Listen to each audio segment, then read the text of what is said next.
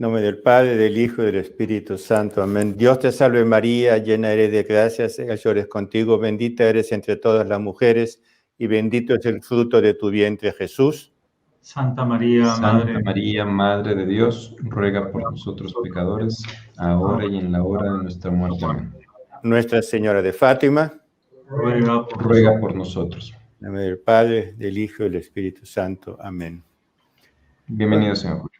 Muchas gracias. Honorable señor cónsul, licenciado Cristian Castañeda, señor Luis Alberto Chávez, amigos que nos están escuchando, a comenzar por los ecuatorianos. Yo he vivido un tiempo en Ecuador, es un país que conozco y amo muchísimo. Obviamente, un saludo a mis compatriotas peruanos. Yo sé que este canal es muy seguido en otros países latinoamericanos, a comenzar por México, y por lo tanto un saludo muy especial a los hermanos mexicanos y viva Cristo Rey. Yo ahora quiero introducirles un huésped que va a ser, como ustedes verán, el huésped principal de esta velada, que es esta imagen de la Virgen de Fátima que ustedes ven atrás. Obviamente, la Virgen de Fátima no tiene por qué ser presentada, pero esta imagen sí, esta estatua sí. Esta es copia idéntica, la primera copia idéntica de la famosa imagen peregrina internacional de Nuestra Señora de Fátima, hecha bajo la dirección directa de Sor Lucía, la vidente en Fátima. Esta estatua fue hecha concretamente para ser peregrina en Rusia. Esta estatua ha estado muchísimas veces en Rusia, y por Rusia digo toda Rusia. Por ejemplo, en el 2004 hizo una peregrinación de 6 meses en Siberia, visitando cada parroquia, cada centro católico, en esa inmensa diócesis que es la más grande del mundo, con 12 o 13, no recuerdo, millones de kilómetros cuadrados. Esta imagen ha estado también muchas veces en Ucrania, sea en Ucrania occidental, Mukashevo, Uzhgorod, etcétera, Lviv, sea en Ucrania central, en Kiev, en otras ciudades, sea incluso en la Ucrania oriental. Por lo tanto, es una imagen que nos trae dos cosas. Primero, la presencia de esos mundos aquí. Esta imagen ha estado en Ucrania, ha estado en Rusia, amén de otros países de la cortina de hierro.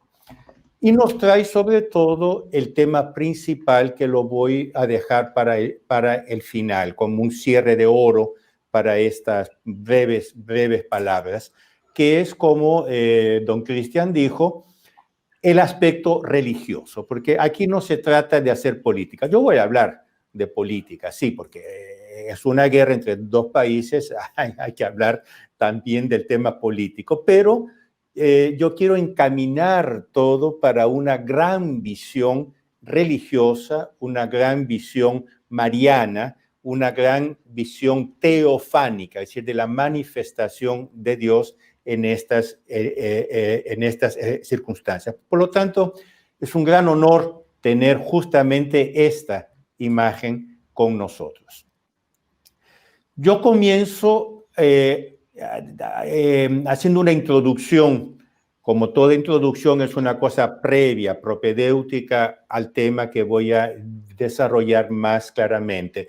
Un poco, don Cristian abrió la puerta cuando dijo que esta no es solamente una guerra ruso-ucraniana, ucraniana, esto es una situación mundial.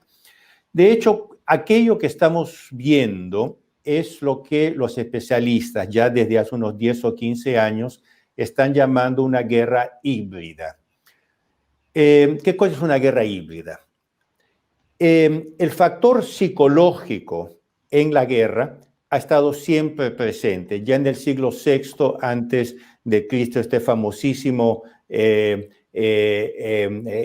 escritor, estratega chino Sun Tzu, que hizo el famoso libro El arte de la guerra, él ya habla de la importancia de los factores psicológicos en una guerra. Y por lo tanto, en toda la historia, los factores psicológicos han estado siempre muy presentes en la guerra. En el siglo XX, estos factores psicológicos se desarrollaron mucho y se convirtieron en la propaganda de guerra. Cada ejército, en la guerra franco-prusiana, en la Primera Guerra, etcétera, cada ejército tenía sus repartos de propaganda y se hacía propaganda a favor del propio país y claramente contra el país adversario. Hacia mitad del siglo pasado, del siglo XX, este arte se había desarrollado tanto que se creó toda una ciencia, que es lo que se llama la guerra psicológica, que era toda una ciencia o un arte. Ustedes vean que las dictaduras del siglo pasado todas tenían un ministerio de propaganda que ya hacía guerra psicológica. El fascismo, aquí en Italia, tuvo el Minkulpop, el Ministerio de la Cultura Popular. El Reich nazista tuvo el Reichsministerium für Volksaufklärung und Propaganda, es decir, el Ministerio del Reich para la ilustración del pueblo y para la propaganda. Y tal vez el más famoso de todos era el famoso departamento de la desinformacia del KGB soviético. Esto ya no era simple propaganda, era guerra psicológica, quiere decir, era el uso de toda una serie de instrumentos y trucos, llamémoslos así, psicológicos, no solo para hacer publicidad, propaganda, sino para influenciar las psicologías de las personas. Y eso fue así hasta los años 90.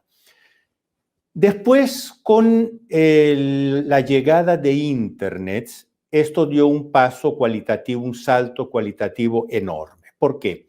Internet nos permite y nos ha acostumbrado a vivir en mundos paralelos. Hay el mundo real, es decir, el mundo, y hay el mundo virtual, que es el de Internet. Y cada vez más el mundo virtual está teniendo una importancia superior al mundo real. Por ejemplo, yo recientemente leí un libro de una gran psicóloga americana, Jean Twenge, que analiza las generaciones jóvenes a través de los tiempos y muestra que, por ejemplo, hoy los jóvenes prefieren hacer el llamado sexo virtual al sexo real. Es decir, incluso en esto que es una cosa, digamos, fundamental de la naturaleza humana, lo virtual está tomando la parte más importante. Los expertos en guerra psicológica tomaron esto y crearon toda una nueva táctica de guerra que se llama justamente la guerra híbrida, que es el crear un mundo virtual, lo que se llama una narrativa, con alguna base en la realidad, pero sobre todo con mucha construcción virtual. E implantan esa narrativa en la cabeza de las personas. Repito, esta narrativa tiene que tener, esta narración, creo que se dice en español, narrativa es en italiano, en inglés también narrative. Esta narración tiene que tener una cierta base en la realidad y después es creada todo el resto artificialmente a través de medios cibernéticos. Cada narración tiene una cierta lógica interna, porque si no, no sería creíble. Pero esa lógica interna poco tiene que ver con la realidad concreta. Alguna cosa sí, pero poco tiene que ver con la realidad concreta. Los expertos dicen que la primera vez que se usó este tipo de guerra híbrida fue a propósito de la invasión rusa de Crimea y la formación de las repúblicas fantoches de Donetsk y Lugansk. Después, durante los 2 últimos años de la pandemia por el coronavirus, el COVID-19, fue una gran prueba, fue un gran test de esta guerra híbrida porque, recuerden ustedes, han sido 2 años de polémicas feroces, vacuna, no vacuna, sí, no. Eran 2 narraciones opuestas que se enfrentaban con alguna base en estudios científicos, pero sobre todo en narraciones que nos eran alimentadas por máquinas de propaganda cibernéticas y que las personas tomaban posición. Ahora tenemos la guerra o la invasión rusa en Ucrania. Y ustedes vean cómo casi todo el frente no-vax, por darle un nombre muy genérico, se ha convertido en un frente pro-Rusia, pro-Putin. Y todo el frente anti-vax, por darle también un nombre muy genérico, se ha convertido en el campo anti-Putin. ¿Qué relación tiene estas narraciones que fueron incutidas durante 2 años con la situación actual? No entro en detalles, pero ustedes ven que aquí se están luchando 2 guerras. Una guerra real, militar, lo vemos en los noticiarios, lo vemos en los vídeos que se publican en Internet, allá en Ucrania, y una guerra virtual en todo el resto del mundo entre 2 narraciones. Ahora, aquí hay 2 elementos y ya entro directamente en mi tema. Primero, el elemento pasional. Es propio de una guerra de este tipo el crear un espíritu vibrátil, pasional, entusiasmado, caliente, que es el espíritu con el cual se hacen las revoluciones. No hay ninguna revolución sin agitación de los ánimos, sin agitación temperamental. Entonces, un punto de esta guerra híbrida es crear esta fermentación temperamental para en esa implantar después una cierta narración. El segundo punto, entonces, para luchar contra esta guerra híbrida, el primer punto es la serenidad. Y lo estoy diciendo de propósito con un tono muy sereno, porque tenemos que echarnos para atrás, salir de esa fermentación pasional, serenarnos y tomar la cosa con mucha distancia psíquica. El segundo punto es salir completamente de las narraciones y ir a los hechos concretos, objetivamente, serenamente. Ahora, eso para mí, concretamente para mí, Julio Loredo, es muy fácil porque yo conozco muy bien la Rusia, he estado ahí muchas veces. Nosotros tenemos incluso una oficina, nosotros como campaña Luci sull'Est de Italia, desde Italia tenemos una oficina en Moscú, tenemos campañas, iniciativas, etc. Por tanto, Rusia yo la conozco perfectamente bien. Ucrania, desgraciadamente, no he tenido la oportunidad de conocerla directamente. He estado en la frontera también varias veces porque he trabajado mucho en la parte oriente, en la parte oriental de la Eslovaquia, Prešov, Košice, esa zona que ya toca la parte occidental ucraniana, que es Uzhhorod, Mukacheva, un poco más para arriba, lo que se llama Leópolis, Lviv, etc. Por lo tanto, estoy hablando de cosas que conozco muy bien.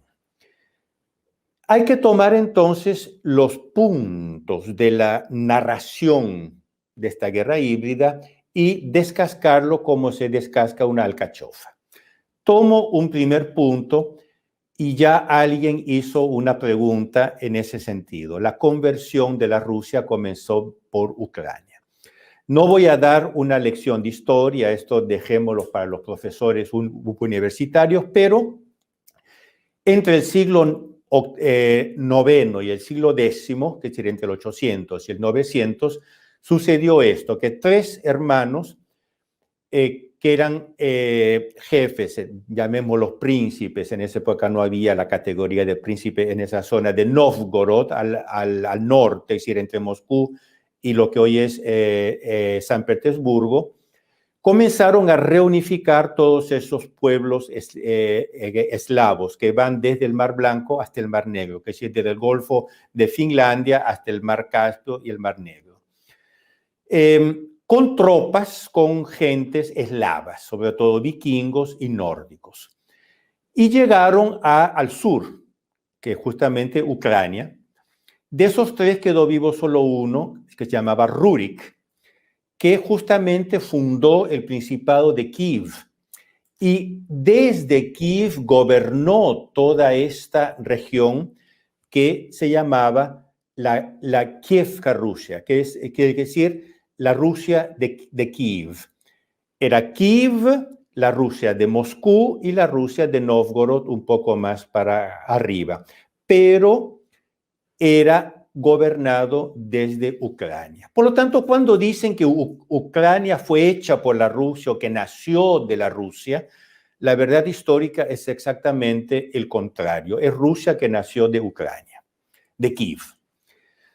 La princesa Olga, gran princesa de Kiev, y por lo tanto gran princesa de toda esta zona que era la Gran Rus, fue bautizada en Constantinópolis, 940-950, por lo tanto ya era católica porque estamos hablando antes del cisma de Oriente. Su sobrino, Vladimiro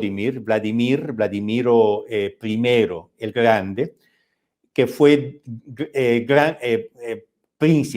príncipe de Kiev, príncipe de Novgorod y de la Rus, se convirtió al catolicismo en el 988 y entonces así es como nace la Rusia católica. Por lo tanto, primer punto, la Rusia nace del Principado de Kiev, no al revés. Segundo punto, la Rusia nace católica. De rito bizantino, es verdad, pero católica. Vladimir es venerado y Olga también, su tía, son venerados como santos. Vladimir tuvo un primer periodo de su vida un poco así. Después, cuando se bautizó, se convirtió y es venerado como San Vladimir de Kiev.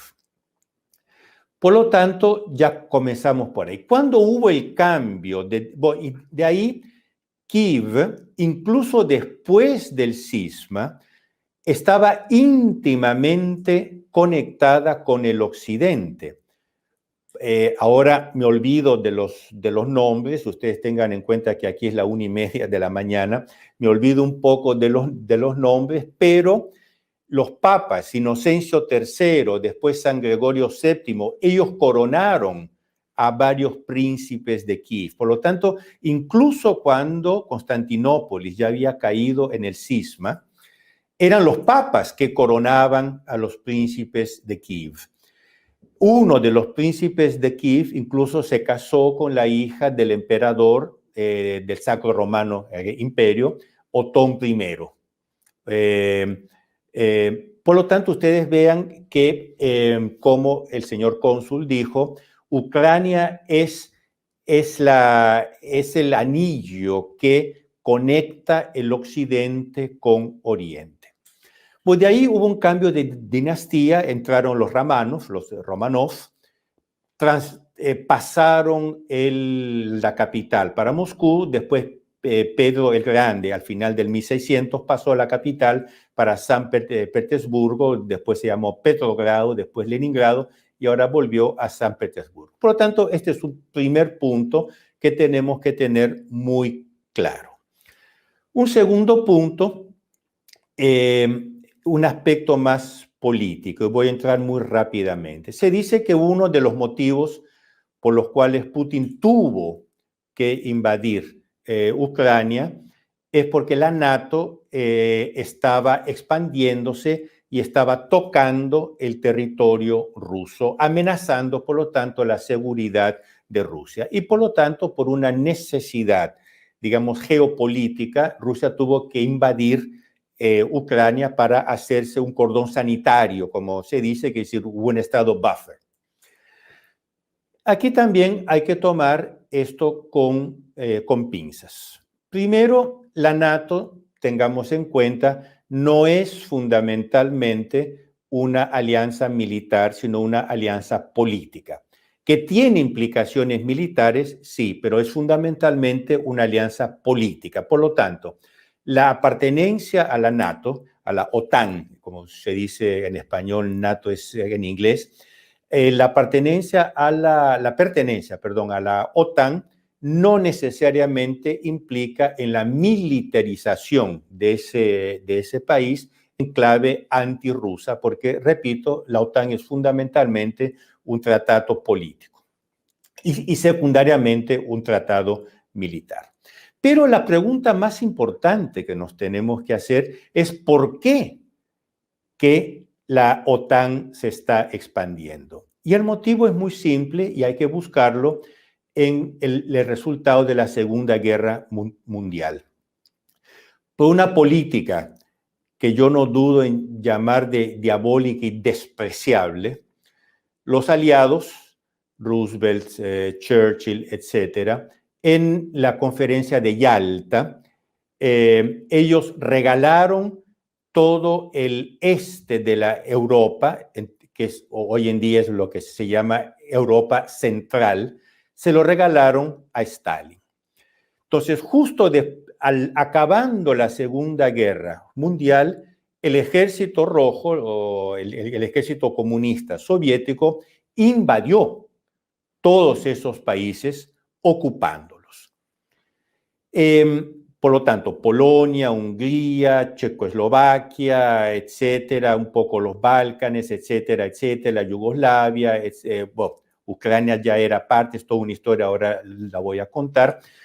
Por lo tanto, lo que hubo fueron dos cosas. Primero, el establecimiento del imperio soviético que constaba de dos partes. Uno, la Unión de las Repúblicas Soviéticas Socialistas, que como su nombre dice ya era unión. Ahora, una unión hecha por la fuerza, por ejemplo, los países bálticos fueron anexados por la fuerza. Por lo tanto, una unión, digamos así.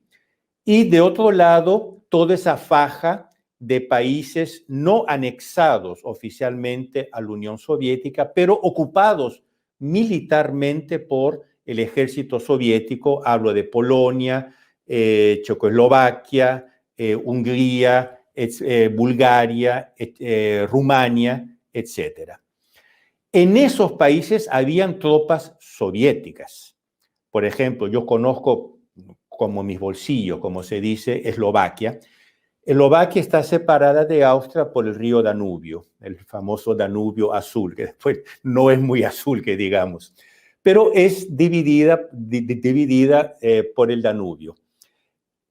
De la parte eslovaca, hoy en día es un barrio, se llama Pietrasjalka, un barrio al sur de Bratislava. Todo ese barrio eran tropas soviéticas y estaban del otro lado del Danubio de Austria. Uno desde Austria, que es decir, desde Europa, uno podía ver las tropas soviéticas. Por lo tanto, no es una novedad que las tropas europeas se toquen con tropas soviéticas, con tropas rusas. Eso ya era así. Entonces, la situación hasta el año 89 era esta, era la Unión Soviética ya formada por la fuerza, con la anexación forzada de tantos países, después con la ocupación, ya quien habla de ocupación ya dice que es una cosa forzada, de toda esa faja de la Europa Central, con la presencia de tropas. Y ay de quien se rebelase, recuerden la rebelión de Budapest en el 55, recuerden la rebelión de Praga en el 68, fueron aplastadas por los tanques soviéticos. Por lo tanto, lo que dicen que la OTAN nunca se ha tocado con la Rusia es totalmente falso porque se han tocado por 50 años. ¿Qué es lo que pasó? La Unión Soviética comenzó a desmoronarse ya antes del 89 y a las tantas oficialmente acabó en el 92. De esos países surgió un inmenso descontentamiento. Esta es la palabra que tenemos que ponernos aquí. Esos países eran países oprimidos por los rusos soviéticos.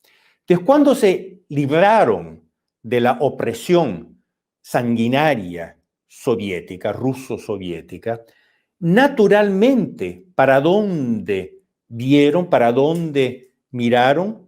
Para el oeste, para Europa, para la OTAN. Es una cosa natural. Ustedes piensen en, por ejemplo, Ucrania. Ucrania, ustedes no saben si, yo no sé si conocen lo que fue el Holodomor. Primero con Lenin en el 1921, después con Stalin entre el 1931 y 1933, hubo el exterminio en masa de los ucranianos. Fue el mayor holocausto del siglo XX, mayor que el holocausto hebreo, porque murieron más de 7 millones de ucranianos que fueron muertos de hambre. Los rusos entraron, confiscaron toda la comida, todos los animales, todas las vacas, los pollos, las gallinas, todo, y dejaron al pueblo morir de hambre. 7 millones de muertos de hambre. Ahora, eso los ucranianos se lo recuerdan. Claro que se lo recuerdan. Y cuando se vieron libres de la bota soviética, ¿para dónde miraron? Naturalmente para el oeste. Tanto que en el plebiscito que dio origen al actual país, Ucrania, 92.5% votaron por la independencia y contra Rusia. El partido filorruso ganó solo en Crimea, que siempre había sido rusa, y en la ciudad libre de Sebastopol, que es ahí, ¿no? Pero también Sebastopol como ciudad libre siempre fue muy filorrusa. La independencia ganó por mayoría, pero aplastante, incluso en el Donbass. Por lo tanto,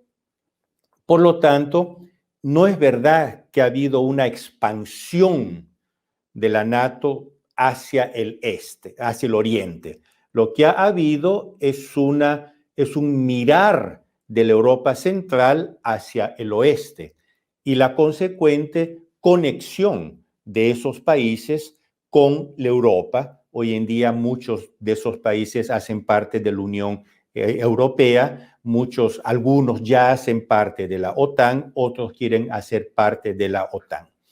Después, y es una pequeña paréntesis, las tropas, digamos, el poderío militar ruso ya se toca con Estados Unidos. Ahí está Cuba. Recuerden la crisis de los misiles en el 61, 62. Ahí está Venezuela, que son países totalmente alineados con Rusia y que están en las puertas de Estados Unidos y dentro de América Latina. Por lo tanto, esta es la realidad política. Yo entro en un tercer punto. Disculpen que estoy entrando muy rápido, estoy tocando algunos puntos porque realmente es mucha cosa la que habría que decir. Yo la estoy intentando resumir mucho. Hay que entender un poco, porque muchas personas me preguntan o nos preguntan, ¿más Putin es comunista, sí o no? Y la respuesta puede parecer un juego de palabras, pero es sí y no. Es en un cierto sentido y no en otro sentido. Hay que entender un poco cómo es la mentalidad rusa. El ruso no tiene una mentalidad, el ruso medio y sobre todo el ruso rural, que es 95% de Rusia. No tiene una mentalidad occidental, no tiene una mentalidad moderna, tiene una mentalidad que gusta de tener al mando una persona fuerte. Es el mito del hombre fuerte. Rusia ha sido siempre gobernada por hombres fuertes. Desde Iván el Terrible, lo llamaban el Terrible porque era terrible, y sin embargo los rusos lo adoran. Toda la época de los zares no es que fuese una era democrática, era una era autoritaria. Incluso los zares se proclamaban autócratas de todas las Rusias. Autócrata quiere decir mi poder viene de mí mismo, autócrata. Entonces, esto hace parte de la esencia de la mentalidad rusa, el gusto de un poder fuerte. Cuando los comunistas tomaron el poder, por lo tanto, hablo de la revolución bolchevica del 1917, que fue en San Petersburgo, que era la capital que se llamaba entonces Petrogrado, los comunistas, a diferencia de los revolucionarios franceses que destruyeron todos los símbolos reales para apagar, para cancelar todos los recuerdos de la época monárquica, los comunistas entendieron que ellos tenían que entrar, por así decir, en los zapatos de los zares, para ellos asumir esta aura de hombre fuerte, de rector, de jefe fuerte de la Rusia. Y, por ejemplo, cuando invadieron el Palacio de Invierno, el actual Museo del Hermitage, que dicho sea de paso es fabuloso. Yo no sé si ahora se va a poder visitar por no sé cuántos años, pero es fabuloso, valía la pena visitarlo. Pero cuando los revolucionarios bolcheviques ocuparon el Palacio de Invierno, el comisario dio orden de no robar nada, de no tocar nada, de no romper nada, porque ellos mantuvieron todos los símbolos del poder imperial, porque para ellos, en la mentalidad de la Rusia profunda, el imperio soviético se encaja, es la continuación del imperio zarista. Este es un punto que tenemos que tener muy claro. Por lo tanto, no es como en Francia, que la proclamación de la República Jacobina y liberal fue hecha en neta ruptura con el ancien régimen monárquico. No, en Rusia el imperio soviético comunista fue hecho en continuación con el imperio zarista. Entonces hubo lo que en latín se dice traslatio imperi, una transposición del imperio. Entonces viene la época de Lenin, que dio mucha libertad a las repúblicas soviéticas, incluso demasiadas según Putin. Viene después Stalin. Stalin y Lenin, un poco más ideológico, un poco más comunista ideológico, él persiguió a la Iglesia católica la destruyó, pero persiguió también a la Iglesia ortodoxa. Pero vean cómo los comunistas son mucho más pragmáticos de lo que uno piensa. Y aquí hago una pequeña paréntesis. Un pequeño paréntesis. En italiano es femenino, la paréntesis. Y a veces me confundo entre el español y el italiano. Hago un pequeño paréntesis. Los comunistas actúan según la ideología comunista, que más que ideológica es muy pragmática y se basa en el concepto de verdad explicado por Marx, sobre todo en la 11ª tesis sobre Feuerbach. Marx, ¿qué decía? Dice, la verdad no es aquella que se piensa, sino aquella que se hace. Es en la práctica que yo debo demostrar la veracidad de mis ideas. En otras palabras, ¿qué me importa si lo que yo pienso es verdad o no? Lo que importa es que lo que yo haga conduzca a donde yo quiero. Y lo que yo quiero es implantar el comunismo. Y todo lo que yo haga para implantar el comunismo es ipso facto bueno y por lo tanto ipso facto verdadero. Entonces, por ejemplo, las expropiaciones hechas por Lenin en el 19 y en el 20, en 1919, 1920, 1918 ya, llevaron a una quiebra total de Rusia. Que lo que él hizo, él reconstituyó la propiedad privada. Él reconstituyó la libre empresa con la NEP, la nueva política económica, la New Economic Policy. Te dicen, pero ¿cómo es posible que un comunista que se define como la negación de la propiedad privada haya restaurado la propiedad privada? Muy simple. Lenin entendió que sin propiedad privada Rusia se iba a la quiebra. Y si se iba a la quiebra, no iba a poder implantar el comunismo. Por lo tanto, para implantar el comunismo se hizo necesario negar la base del comunismo, que es la negación de la propiedad privada. Ustedes vean cómo son muy pragmáticos. Bueno, de ahí viene Stalin. Y yo aquí les hago una pregunta para que ustedes entiendan cómo funciona la mentalidad comunista, basada en este concepto de verdad práctica de Marx. ¿Qué me dirían ustedes y ya aplíquenlo también al actual presidente de la Federación Rusa? ¿Ustedes qué me dirían de un presidente que condena el aborto y lo hace ilegal? Condena el divorcio, favorece la familia, reabre la iglesia cerrada por su antecesor, llama de nuevo todos los sacerdotes que habían sido puestos en campos de concentración, convoca 2 sínodos para restablecer la fe en su país. Comienza a llamar a sus conciudadanos de hermanos, de bratia. Ustedes me dirían, este presidente es un coloso. Bueno, este presidente se llamaba Joseph Vissarionovich Yugashvili, más conocido como Stalin. ¿Por qué? Porque Stalin entendió perfectamente que si él tenía que tener una Rusia, una Unión Soviética fuerte para exportar el comunismo al mundo, él tenía que abolir el aborto, porque el aborto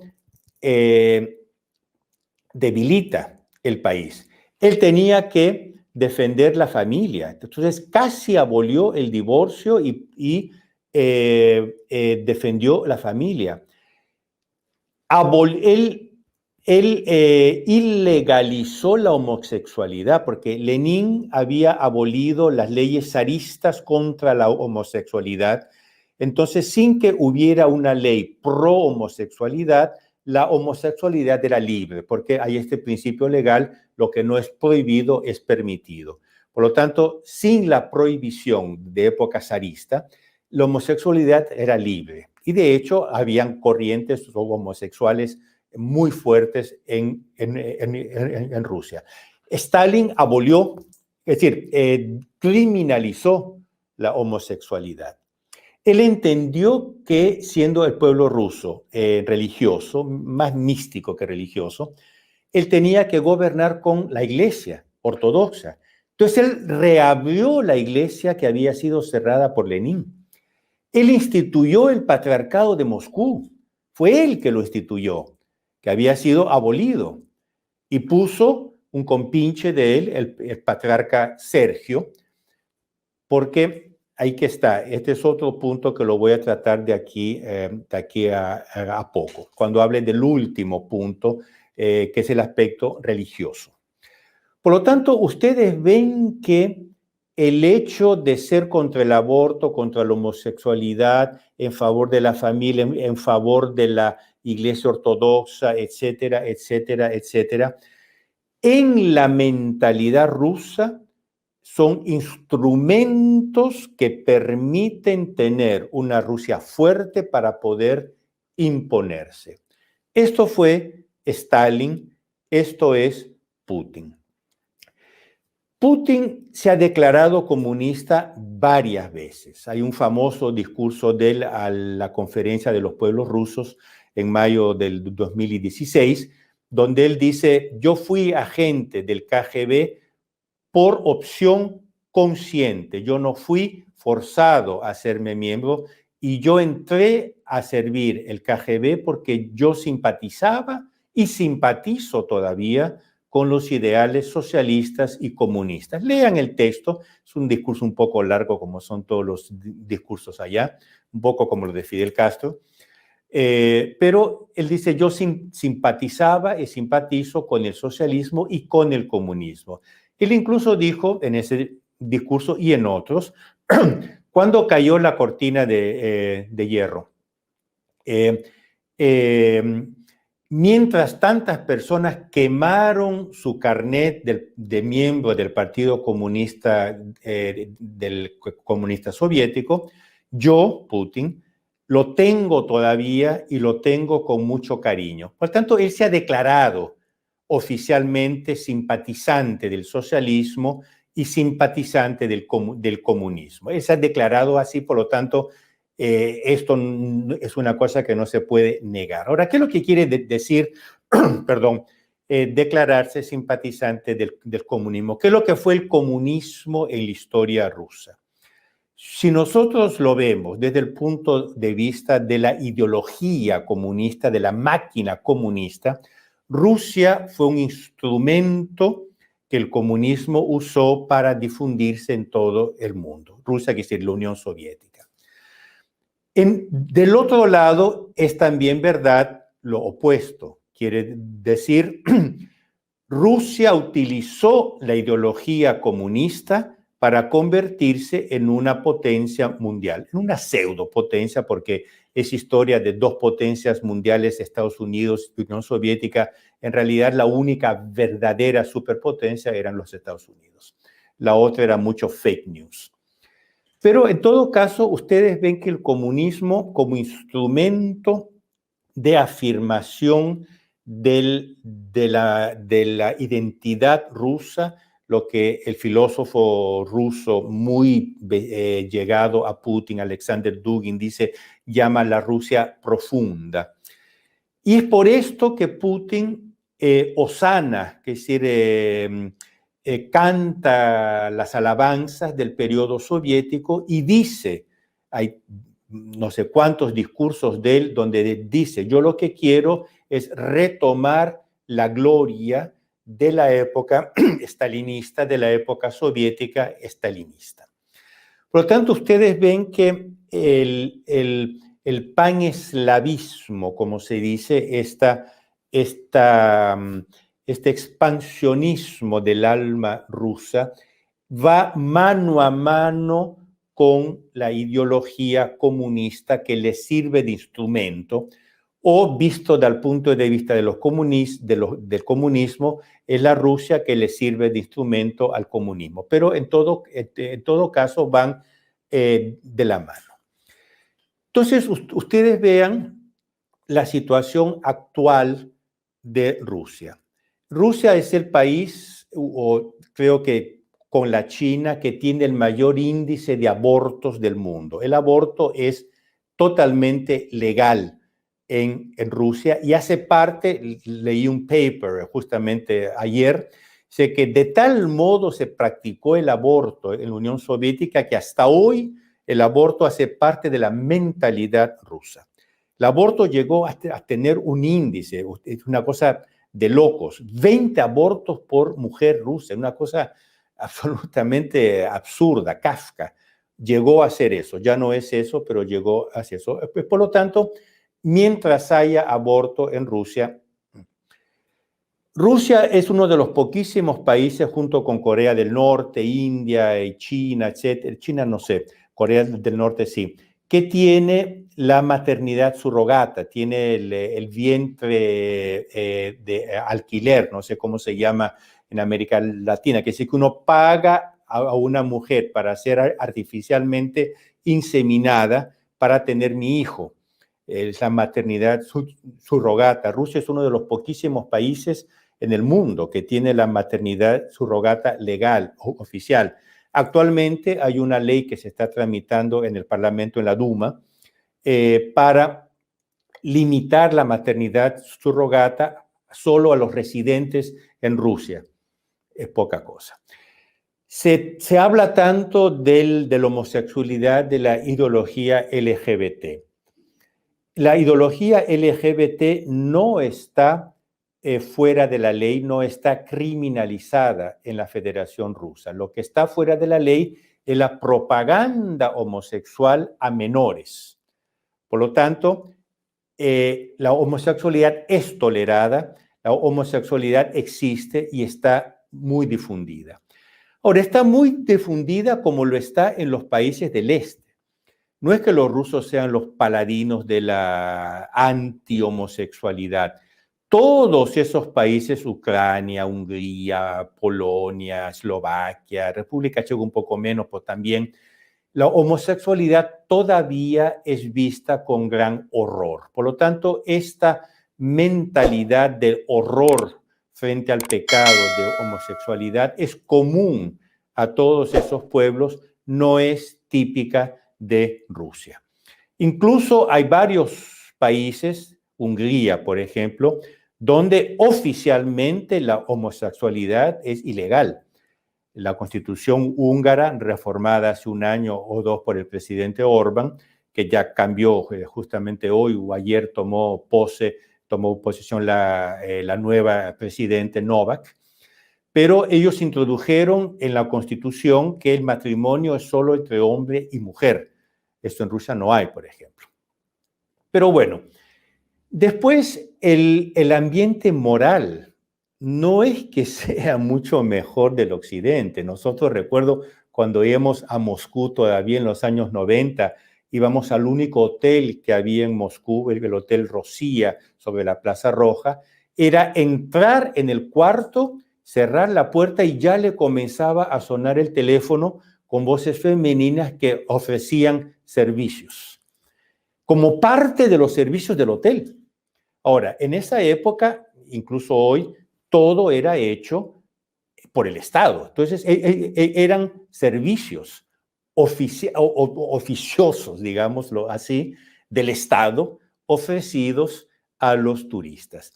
Incluso hoy, uno, por ejemplo, no puede caminar por la Nevsky Prospekt, que es la calle principal de San Petersburgo, un poco como lo que era hace no sé cuántos años el jirón de la Unión en Lima o la calle Amazonas en Quito. Uno no puede caminar sin que cada 10 metros lo pare, lo aborde una señorita, una chica, o ofreciéndose directamente o ofreciendo una tarjeta, invitándolo a estos clubes nocturnos, estas cosas inmorales. Hay incluso restaurantes, varios, pero le toca a uno, no es general, pero se encuentran muchos. Uno se sienta en la mesa y al centro hay un platito con estas tarjetas que ya dan el teléfono de estas personas de la vida inmoral. Por lo tanto, el nivel moral de Rusia no es que sea mayor o menor que otros países. Si yo entro directamente en el último punto que ya me lleva, perdonen si estoy hablando mucho, porque ustedes ven que estoy intentando concentrar muchas cosas en pocas palabras. Yo entro en la última parte, que es la parte religiosa. Nosotros tenemos que ver todo este problema desde el punto de vista más alto. Y el punto de vista más alto es qué es lo que quiere Nuestra Señora, qué es lo que quiere nuestro Señor Jesucristo, qué es lo que quiere la providencia de Rusia. Y nosotros vemos que Rusia es mencionada 2 veces en el mensaje de Fátima, concretamente en la segunda parte del secreto, o si quieren, en el segundo secreto de Fátima. El primer secreto, recuerden bien, es la visión del infierno. Nuestra Señora abre las manos así y muestra, como en una película, digamos, el infierno a los 3 pastorcitos. Ellos quedan chocados y después Nuestra Señora dice, han visto el infierno donde van a parar las almas de los pobres pecadores. Para salvarlos, Dios quiere establecer en el mundo la devoción a mi corazón inmaculado. Si escucharán mi llamado, si obedecerán a mis palabras, muchos se convertirán. Si no se escuchan mis palabras, la Primera Guerra, la guerra está, se va a acabar, es la Primera Guerra Mundial. La guerra está por acabar. Mas si no se escuchan mis palabras, en el pontificado de Pío XI vendrá una segunda mucho peor. Para impedirla, vengo a pedir la consagración de la Rusia a mi corazón inmaculado y la comunión reparadora de los primeros sábados. Si obedecerán a mis palabras, por la tercera vez Nuestra Señora pone una condición. Si obedecerán a mis palabras, la Rusia se convertirá y tendrán la paz. Si no, que si no se convierten, Rusia difundirá sus errores por el mundo, promoviendo guerras y persecuciones a la Iglesia. Los buenos serán martirizados, muchas naciones serán aniquiladas, el Santo Padre tendrá que sufrir mucho. Al final, mi corazón inmaculado triunfará, el Santo Padre me consagrará a la Rusia que se convertirá y será concedido al mundo un tiempo de paz. Estas son las palabras casi textuales. Perdonen, pero yo me las sé de memoria en italiano, porque yo el apostolado mariano que hago es sobre todo en italiano, por lo tanto tuve que traducir. Pero estas son más o menos ipsis verbis las palabras de Nuestra Señora. Por lo tanto, ustedes ven una situación de pecado colectivo en todo el mundo. Un llamado a la conversión. Si no se convierten, vienen castigos. La Primera Guerra ya fue un castigo. No se convierten, viene la Segunda Guerra como segundo castigo. No se convierten, vienen los errores de la Rusia, que es decir, el comunismo como tercer castigo. La Rusia, la Iglesia será perseguida, muchas naciones serán aniquiladas, los buenos serán martirizados, etc. Al final, mi corazón inmaculado triunfará, por tanto, triunfo del corazón inmaculado. El Santo Padre me consagrará a la Rusia, que se convertirá, que es decir, después viene la conversión de la Rusia, y será concedido al mundo un tiempo de paz, que es el triunfo del corazón inmaculado. Por lo tanto, ustedes ven que Rusia es mencionada 2 veces. Primero, como flagelo de la humanidad, como castigo por la no conversión del mundo. Y segundo, como país, cuya conversión abre la era del triunfo del corazón inmaculado, abre la era que San Luis María Grignon de Montfort llama el reino de María. Por lo tanto, cuando hablamos de Rusia, hay que preguntarnos, y esta es una pregunta, queridos amigos, fundamental. ¿Estamos hablando de la Rusia castigo o de la Rusia convertida? Ahí yo hago medio paso, yo dejo esa pregunta en el aire y la respondo después. Yo hago una consideración sobre la situación religiosa en Rusia. Rusia cristiana, Rusia con prácticamente el reino de Dios en la tierra, etc. Vamos a los números, vamos a lo que yo conozco por haberlo visto con estos ojos. Para comenzar, el número de personas que se declaran cristianas ortodoxas, porque los católicos son una ínfima minoría. Ahora vamos a ver por qué. El porcentaje de rusos que se declaran cristianos es 65%. De ese 65%, solo el 6%, por lo tanto 6% de 65%, frecuenta cada tanto las iglesias. Por lo tanto, estamos hablando de una práctica religiosa más o menos como lo que se ve en Occidente, siendo que en Ucrania la práctica religiosa es muy superior, en Hungría, en Polonia es muchísimo superior. Por lo tanto, no es que, y estos son números, la práctica ahí sea muy fervorosa. Yo recuerdo, hubo una vez en San Petersburgo durante la Pascua ortodoxa. Yo pensaba ver las iglesias llenas, vacías, cualquier babushka con su vela. Ellos usan unas velitas persinándose así como se persinan delante de los íconos. y listo. En San Petersburgo hay una sola iglesia dedicada exclusivamente a la oración. El resto de iglesias son monumentos patrióticos. Por ejemplo, la Catedral de San Isaac es la catedral oficial de los zares, es la catedral oficial de las autoridades. La Catedral de Kazán es la catedral construida en honor de la victoria rusa sobre Napoleón en el 1912, donde está Nuestra Señora de Kazán y donde está enterrado el mariscal Kutuzov, que venció a Napoleón, la batalla de Borodino.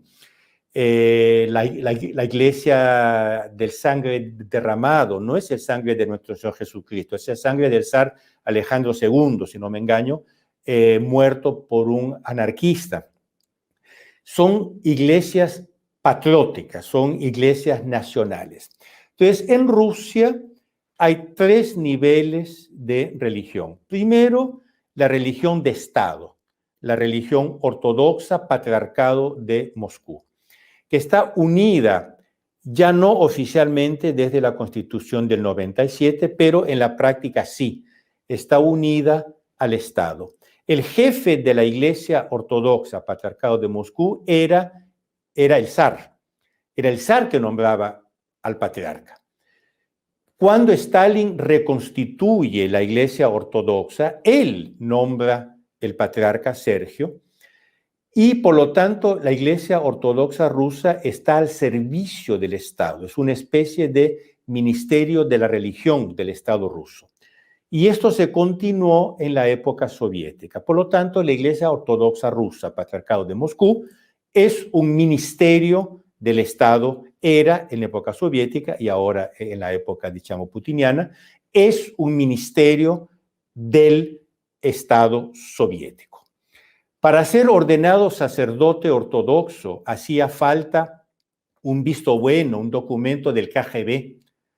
Para ser nombrado obispo ortodoxo había que ser miembro del KGB. El actual patriarca Kirill era miembro del KGB, tenía como nombre en código Tavarish Mikhailovich, el compañero Mikhailovich.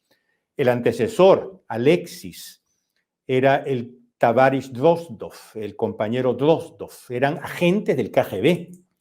Los confesionarios rusos tenían todos micrófonos porque el KGB registraba las confesiones y los padres tenían que hacer hablar a los fieles sobre sus creencias políticas para después que el KGB poder controlar. Esto es la Iglesia Ortodoxa Patriarcado de Moscú.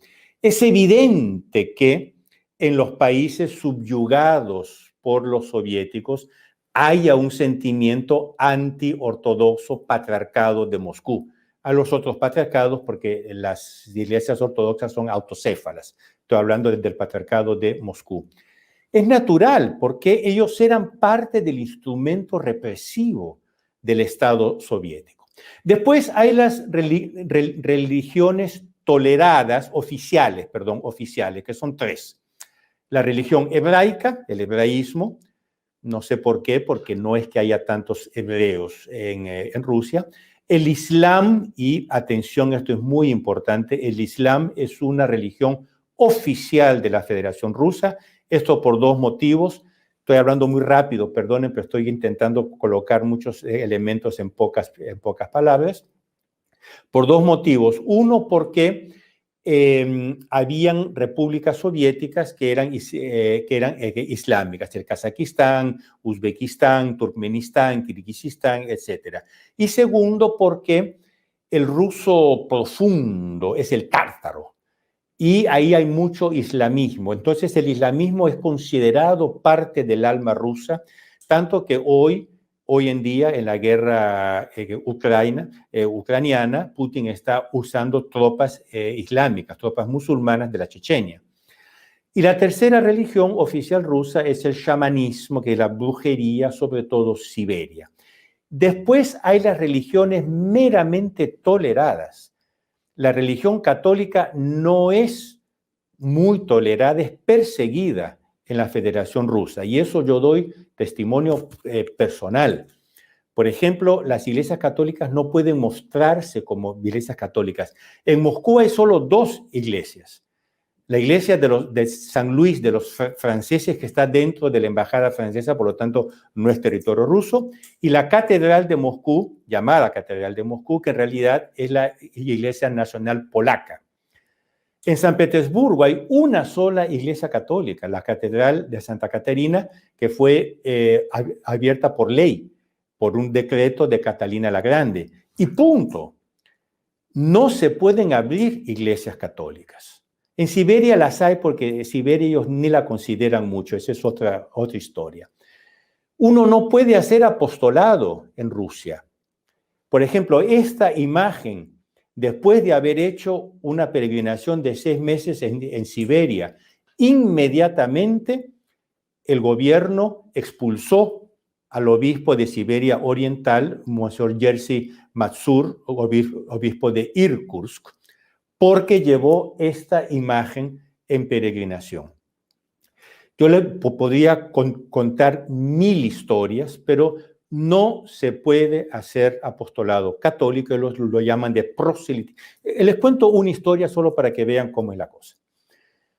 La catedral de Moscú está dentro de una propiedad y está hacia adentro, es toda una manzana y está hacia adentro. Adelante hay un jardín que hace L en 2 calles. El arzobispo, entonces, arzobispo de la diócesis de Madre de Dios en Moscú, Monseñor Tadeusz Kundrosevich, muy amigo nuestro, lo conozco perfectamente, había hecho un campo de juegos para los niños en la esquina entre las 2 calles en el jardín que pertenecía a la diócesis. Por lo tanto, columpios, toboganes, todas esas cosas, ¿no? Y la entrada era libre. Inmediatamente, protesta oficial del Patriarcado de Moscú. Usted está haciendo proselitismo porque usted está atrayendo a niños ortodoxos al campo de juego católico. Y él dijo, mire, está abierto, eso no hay rejas, no hay puertas, cualquiera puede entrar y salir. No puede porque eso es proselitismo. Este es el ambiente que hay contra la Iglesia Católica. Ahora, históricamente ha habido, y ya aquí entro en Ucrania, históricamente ha habido una persecución ya desde la época de los zares contra la religión católica en Ucrania. Ucrania había caído en el cisma ortodoxo, en el cisma bizantino. Después, buena parte de la iglesia ucraniana se reunió con la iglesia católica, con la llamada Unión de Brest en el 1596. Después hubo una segunda unión pocos años después, la Unión de Uzhgorod, que fue la segunda reunión de otra porción de la iglesia católica, de la iglesia ucraniana a Roma. Por tanto, hoy en Ucrania hay 3 iglesias católicas, digamos 3 ritos católicos, el rito católico bizantino, greco-católico, el rito católico bizantino ruteno, el rito católico romano, quiere decir occidental. Esto fue lo que resta, porque Ucrania era mucho más católica. Fue Stalin que, como yo conté, destruyó la iglesia católica e impuso la iglesia ortodoxa. Ahora, incluso con esta imposición staliniana, la iglesia católica sobrevive. Ahora, ahí entra, y voy rapidísimamente hacia el fin, la mentalidad del expansionismo ruso. Ellos dicen, Roma apostató ya en el año 1000, cuando hubo el cisma. Por tanto, Roma ya no es la iglesia de Cristo. De ahí hubo la segunda Roma, que es Constantinopla, Bizancio. Y después ahora hay la tercera Roma, que es Moscú.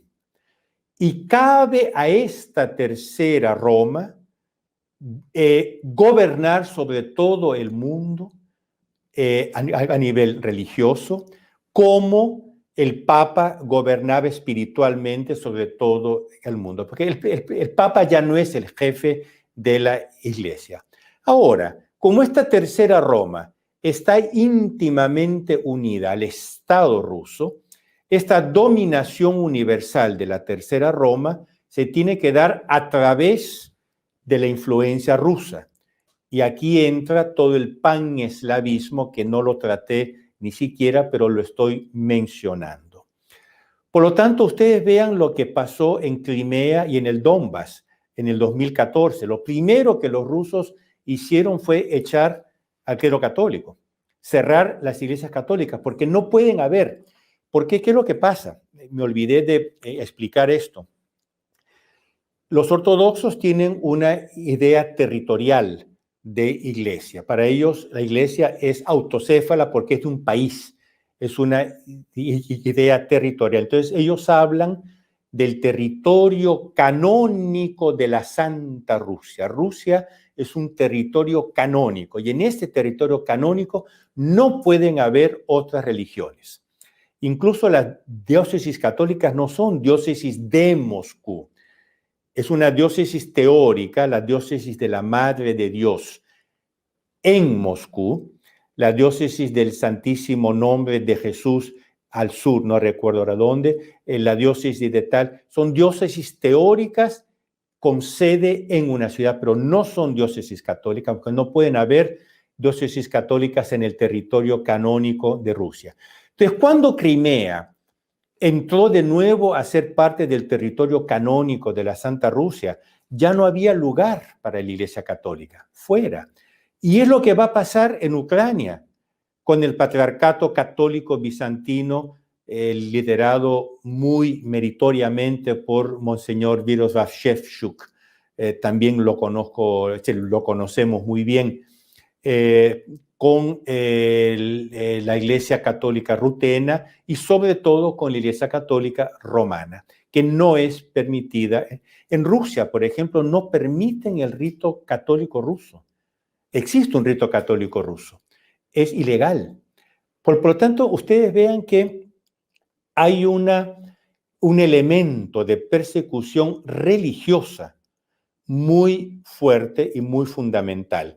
Una persecución religiosa de la ortodoxia moscovita contra la Iglesia Católica en nombre de la tercera Roma contra la primera Roma apóstata.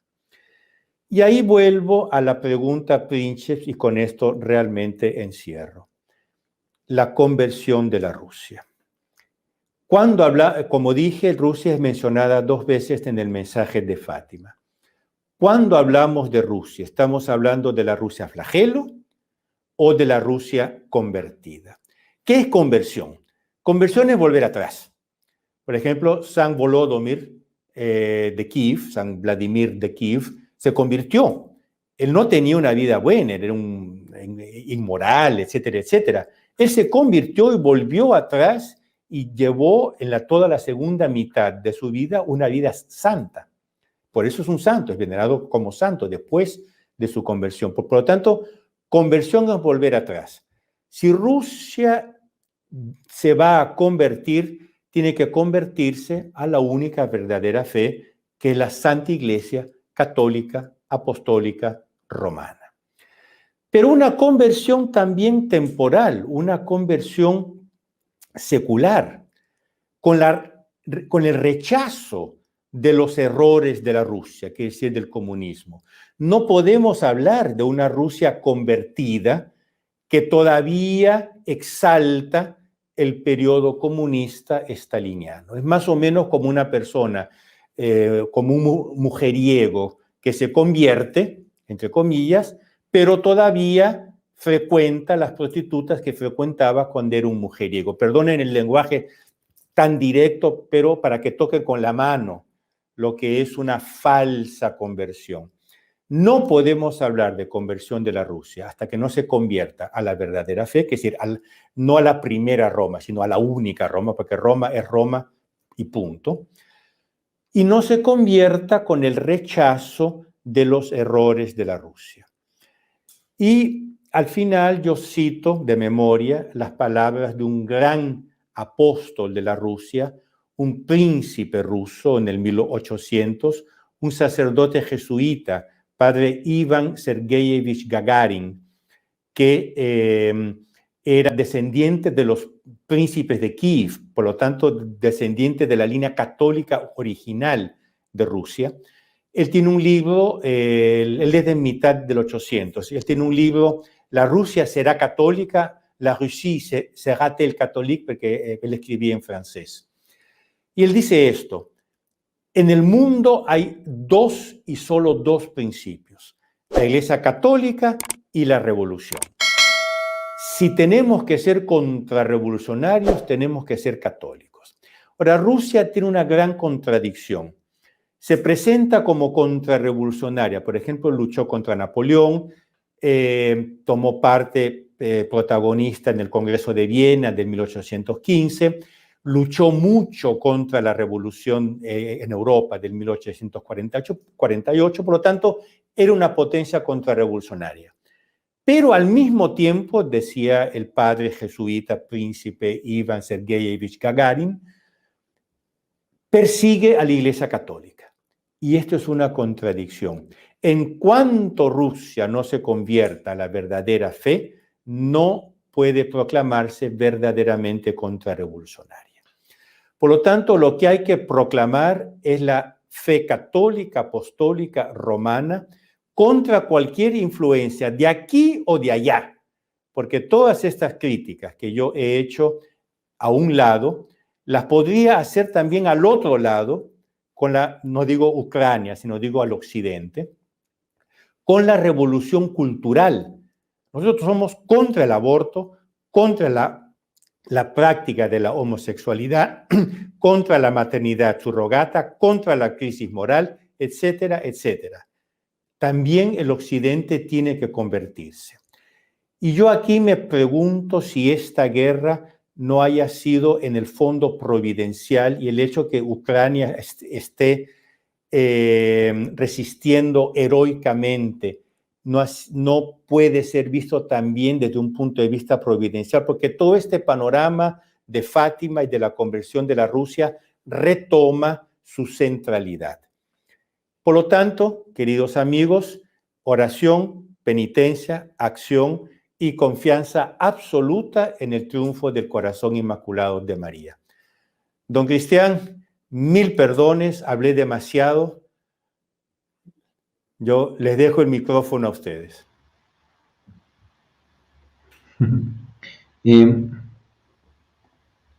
Muchas gracias, señor Julio. Más bien, no somos nosotros quienes, de cierta forma, tenemos que disculparnos por quitarle el sueño. Allá ya son más de las 2 de la mañana, ¿no, señor Julio, si no me equivoco? Exactamente, pues no se preocupen. Sí. La noche es joven, Bueno, como dicen. Sí, bueno, bien dicen que los latinos que viajan a otros usos horarios, eso no migra, ¿no? El corazón siempre se queda en su lugar. Sí, señor Julio, le agradezco muchísimo por su tiempo, por tan buena exposición, tan clara y sobre todo de poner la clave cierta, ¿no? Porque yo en alguna ocasión leí un comentario que me llamó tanto digamos que me dio una perspectiva tan interesante el profesor Plinio Correa de Oliveira, que decía, hay algo psicológico, algo del carácter que nos separa profundamente de los analistas políticos, ¿no? Y es justamente el pensamiento de Dios dentro de la historia. Así que muchísimas gracias por traerlo. Ahora, si no abusamos de su sueño, tengo un par de preguntas. Yo creo que solamente podrían ser tal vez 2, que me parecen muy apropiadas al tema que estamos tratando. Señor Julio, no sé si usted se animaría a contestarlas. Con mucho gusto. Yo tengo toda la noche. Perfecto.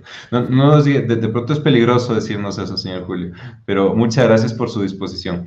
Mire, hay una pregunta, esta es una pregunta larguísima, daría para hablar realmente 1 hora y media más, pero de pronto usted puede dar aquí, porque varias personas han preguntado por esto a lo largo del video, que de paso agradezco a todas las personas que nos han acompañado, y no se olviden de ponernos aquí abajo desde dónde nos ven, porque es importante, qué maravilla que este mensaje se expanda por toda América Católica. Muchas personas preguntan, señor Julio, ¿realmente fue consagrada Rusia?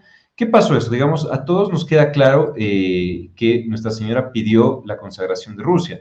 También hubo ciertos, no sé si decir, intentos de consagración o algo se hizo, por ejemplo, en el pontificado de San Pablo II. Entonces, ¿Rusia fue consagrada, está consagrada o no, señor Julio? Rapidísimamente, entonces, en el secreto de Fátima, en el mensaje de Fátima, el segundo secreto, Nuestra Señora dijo: vendré a pedir la consagración de Rusia a mi corazón inmaculado. Es decir, no lo pidió durante el mensaje en el 1917, lo pidió después, creo que en el 29 o en el 32. Aquí tengo una duda, pero lo pidió años después a Sor Lucía. Sor Lucía transmitió este pedido al Vaticano. Pío XII hizo una consagración privada de Rusia al corazón inmaculado de María durante la guerra. Nuestra Señora le dijo a Sor Lucía: esta consagración ha sido de mi agrado, pero no es lo que yo había pedido. ¿Por qué? Nuestra Señora, cuando pidió la consagración, puso tres condiciones. Uno, que fuera el Papa, fuera el Santo Padre personalmente. Dos, que fuera en unión con los obispos del mundo. Tres, que fuera la consagración nominal de la Rusia, es decir, concretamente se mencionase la Rusia. Ahora, Pío XII, de muy buen espíritu, hizo una consagración muy bonita, pero, digamos, privada, y él mencionó la Rusia, él era papa, pero no lo hizo públicamente en unión con todos los obispos del mundo. Por lo tanto, Nuestra Señora dijo: esta consagración me gustó, es de mi agrado, pero no es lo que yo había pedido. Por muchos años no se habló más de esto. Llega Juan XXIII, Papa Juan XXIII, y ahí sería para hablar no una hora y media, sino un día y medio, entra la política llamada Ostpolitik. Es decir, el Vaticano entra con Juan XXIII en comunicación directa con Moscú. Siempre habían comunicaciones, pero esta vez fue directa. Y hay un pacto que era secreto, ahora es público, el pacto de Metz, que Juan XXIII firmó con Khrushchev, que era que la Iglesia no iba a condenar el comunismo durante el Concilio Vaticano II, y en cambio Moscú iba a mandar observadores de la Iglesia Ortodoxa moscovita al concilio.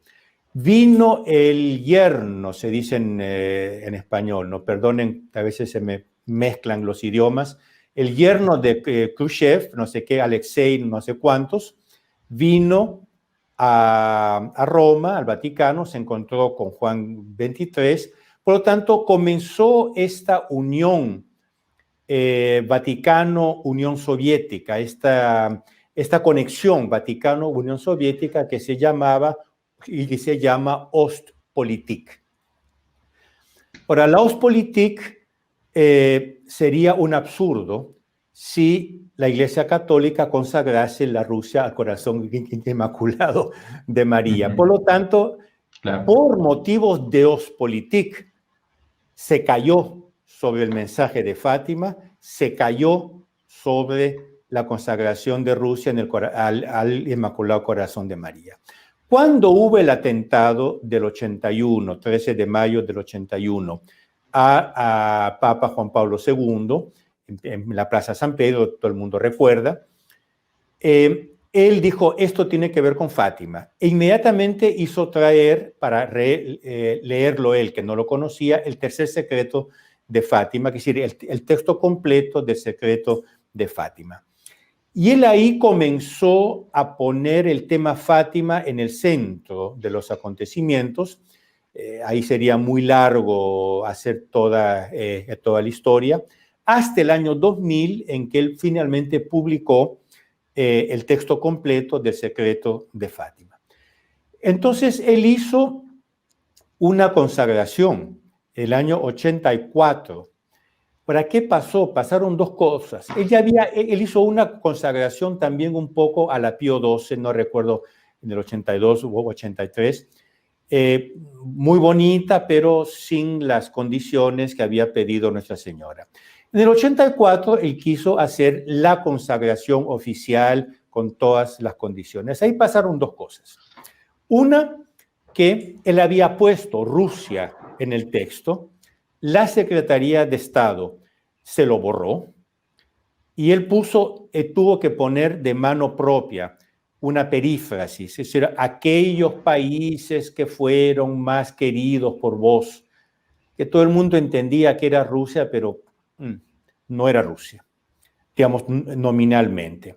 Y el segundo problema era que muchos obispos, y sobre todo nuestros obispos en América Latina, habían caído en la teología de la liberación, y la teología de la liberación era pro-Unión Soviética. Entonces, ¿cómo quedaban ellos condenando el comunismo y el socialismo que ellos mismos querían implantar en su propio país? Entonces, no hubo, pero ni de lejos, la mayoría de obispos que Nuestra Señora había pedido. Por lo tanto, sin ninguna culpa de Juan Pablo II, esta vez, la consagración no llenó no cumplió con los requisitos pedidos por Nuestra Señora. La hermana Lucía consideró estas dos consagraciones de Juan Pablo II muy buenas en sí mismas, pero inválidas en el sentido que no cumplía con todos los requisitos. Muchos años más tarde, poco antes de su muerte, el cardenal Bertone, secretario de Estado, Tarcisio Bertone, visitó la hermana Lucía y no sé, nadie sabe qué le dijo. La hermana Lucía dijo, no, la última consagración fue válida.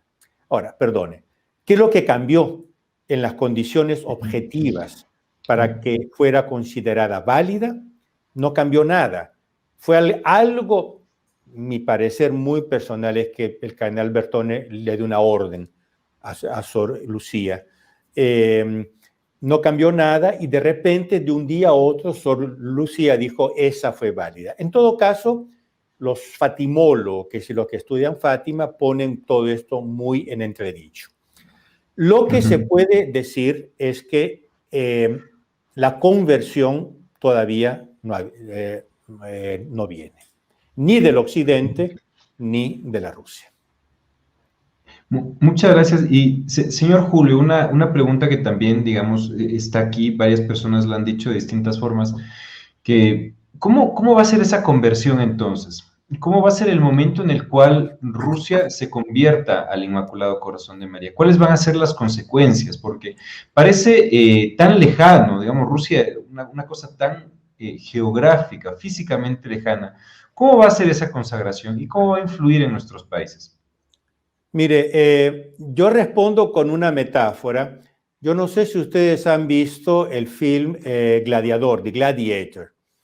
Yo lo he visto, sí. Interesante.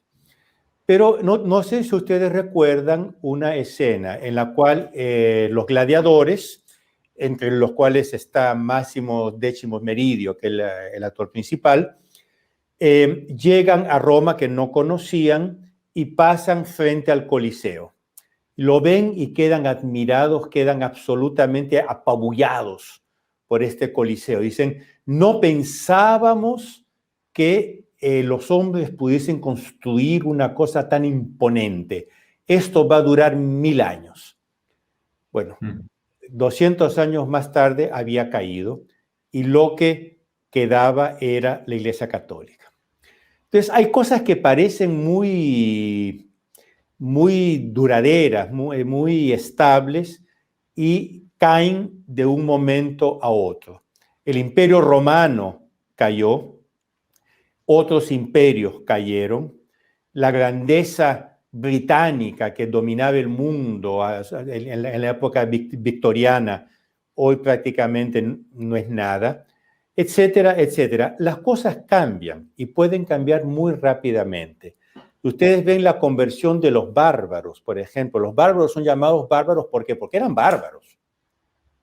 Ustedes vean que ellos, por ejemplo, cómo cocinaban la carne que comían. Ellos ponían bistec de carne bajo la montura del caballo y la aplastaban con su propio peso y la cocinaban con el sudor del caballo y después se la comían. Esos eran los bárbaros. Si uno ve que de los bárbaros nació Luis XIV, para dar un ejemplo así un poco arquetípico, ustedes ven la conversión. Ahora, esa conversión uno no la puede planear. Esa conversión tiene que venir primero de aquí. Como decía San Agustín, ama et quos vis fac. Ama y después haz lo que quieras. Es decir, conviértete y después haz lo que quieras. ¿Cómo nació el estilo gótico? Fabuloso estilo gótico. En Quito hay la Basílica del Voto Nacional, gótica es fabulosa. ¿Cómo nació? El expiatorio de Guanajuato, todas esas maravillas. Exactamente. ¿Cómo nació? Nació del amor del hombre medieval que quería una cosa más bonita y más bonita para Dios. De repente, ¡plua!, nació. ¿Cómo nació el estilo barroco, que es el estilo que más está difundido en nuestros países? La Compañía en Quito, la Merced en el Perú, etcétera, México.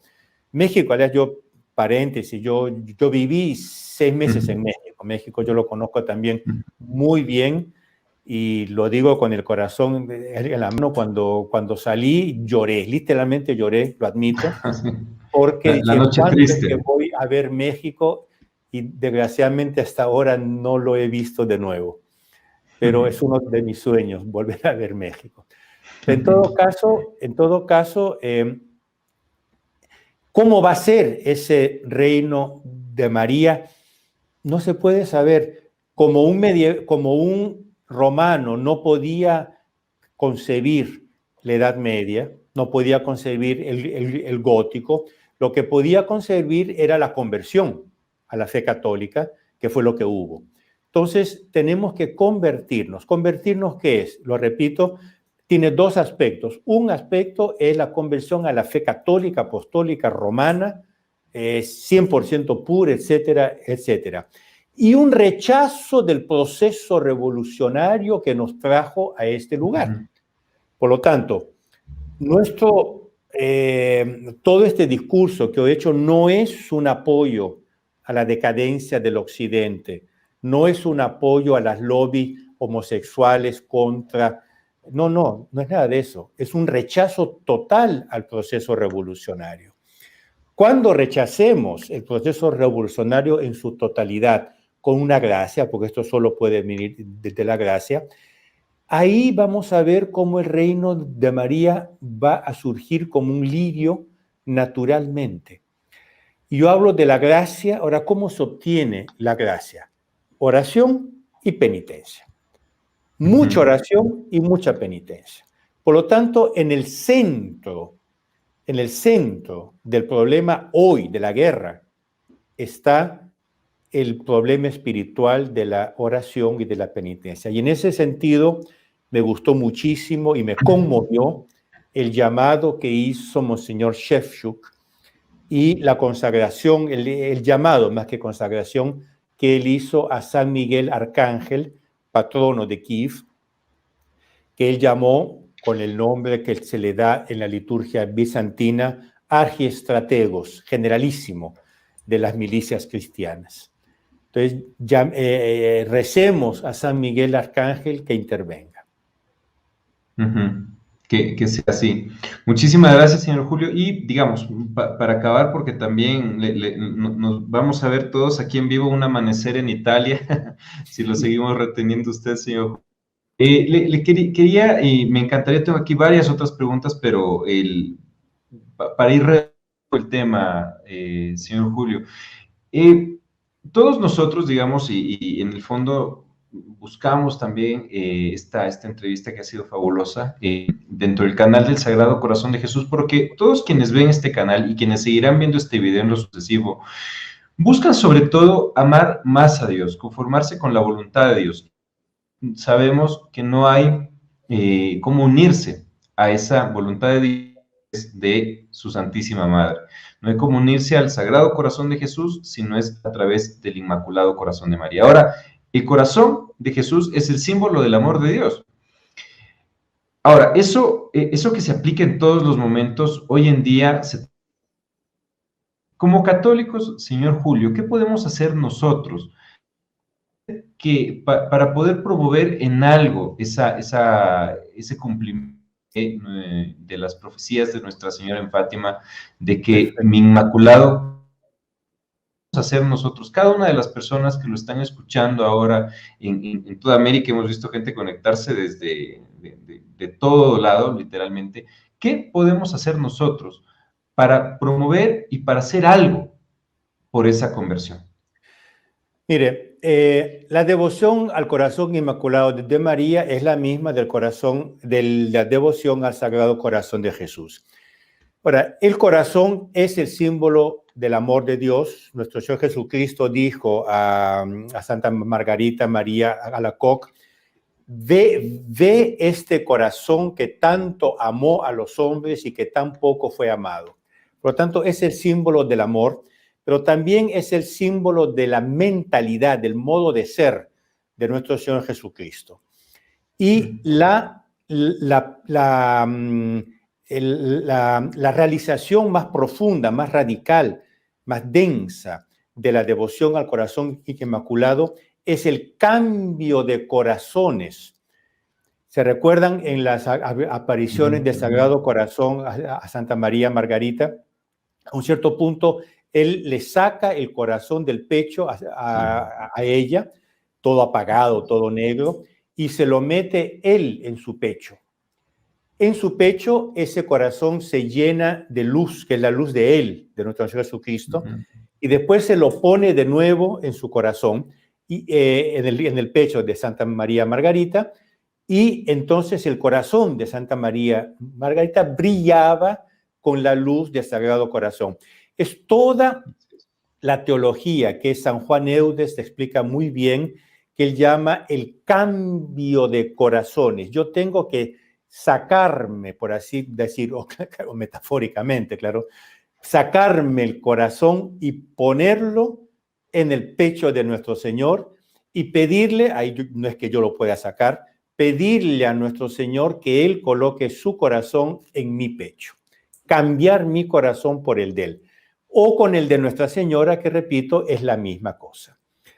Y ahí es lo que se llama el secreto de María, es la devoción perfecta a Nuestra Señora. ¿Qué cosa quiere decir asumir la mentalidad de Cristo? Muy simple decirlo, difícil hacerlo. Decirlo es muy simple, es asumir la mentalidad de nuestro Jesucristo, es decir, ver las cosas como Él las ve, juzgar las cosas como Él las juzga, hacer las cosas como Él las hace. Por ejemplo, estamos en una conversación entre amigos y estamos hablando de un cierto tema.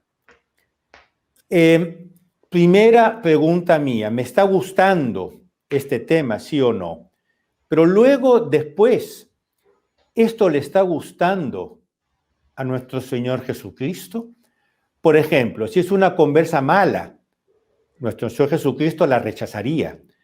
¿Qué es lo que yo puedo hacer para cambiar la mala dirección que está tomando la conversación, para desviarla hacia el bien, es decir, enderezarla hacia el bien? Si la conversa es banal, ¿qué es lo que nuestro Señor diría? Nuestro Señor entraría y tomaría esto y lo pondría en otra clave más alta. Yo lo puedo hacer, entonces yo tomo un tema banal y lo elevo para poder comenzar a hablar de las cosas superiores. O si la conversa ya es buena, yo diría, ¿cómo puedo hacerla mejor? Entonces, ustedes ven, en una conversa de amigos, yo tengo que analizar esa conversación como la analizaría nuestro Señor Jesucristo. Digamos, a nivel político. Yo sé que ustedes en Ecuador han tenido y están teniendo y tendrán muchas batallas en relación al problema del aborto. ¿Cómo es que nuestro Señor Jesucristo analizaría el problema del aborto en Ecuador? Ustedes imagínense imaginativamente que nuestro Jesucristo viniese a Quito y viese la situación concretamente del aborto en Quito. ¿Qué es lo que él diría? ¿Cómo él juzgaría esto? ¿Qué es lo que él diría? ¿Qué es lo que él haría? Entonces, claro, yo no existo más, es él que existe. Es él que existe.